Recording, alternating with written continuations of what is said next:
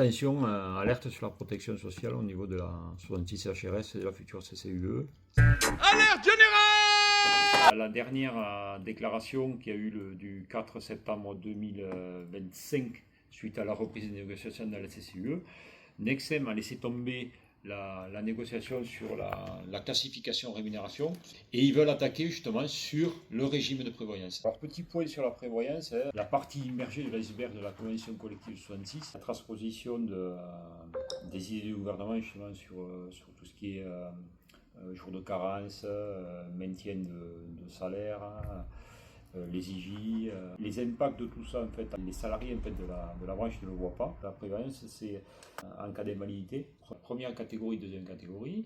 Quand on est sur une invalidité par exemple, première catégorie, on a 57% du salaire qui est maintenu, besoin de travailler que un mi-temps et le reste est pris en charge par la prévoyance. Quand on est en invalidité deuxième catégorie, on a 97% du salaire qui est maintenu et ce jusqu'à la retraite. Même si on est invalide à 40 ans, on a là le maintien de salaire pendant tout le reste du temps jusqu'à la retraite. C'est pas anodin parce qu'il y a des conventions collectives en fait, qui ne l'ont pas et les gens, après les salariés, quand ils ne peuvent plus travailler, en fait, ils se retrouvent à RSA. Ça, en fait, les salariés ne sont pas au courant. Après, il y a l'incapacité. Alors, l'invalidité est liée à la maladie et l'incapacité, elle est liée à la maladie professionnelle ou aux accidents de travail. En fait, les incapacités, comme c'est lié soit à la maladie professionnelle, soit aux accidents de travail, c'est le reflet des conditions de travail qu'il y a dans notre chambre. La prévoyance permet de maintenir le salaire, ce qu'on appelle la subrogation. Donc, en fait, c'est pour ça que les salariés en fait, ne s'aperçoivent pas de l'intérêt de la prévoyance, parce qu'en fait, quand ils sont en maladie, ils ont le maintien de salaire. Mais pourquoi ils ont le maintien de salaire? Parce que ça vient à partir du 181e jour, à partir du 6e mois de maladie, c'est la prévoyance en fait qui vient prendre en charge ce salaire. Et la prévoyance aussi prévoit, en cas de décès, par exemple, des rentes d'éducation.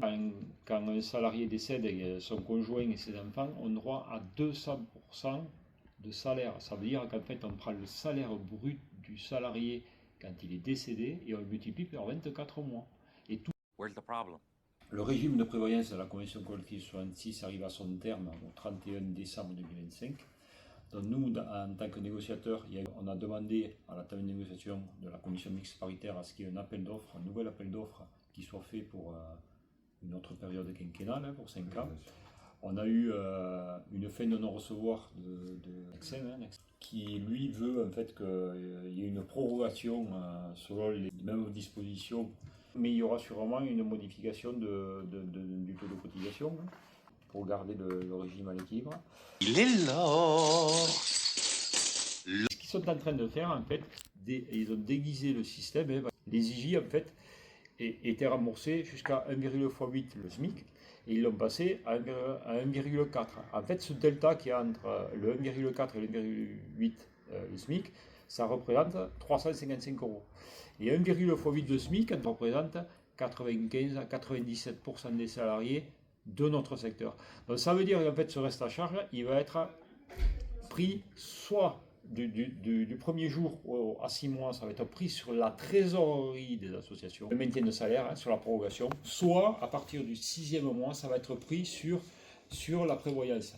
Ça, personne n'en parle. Ils sont en train de faire les poches de trésorerie des établissements pour les mettre en fait en déficit et venir montrer, vous voyez, en fait, le travail coûte cher, donc en fait, on va être obligé de réduire vos garanties.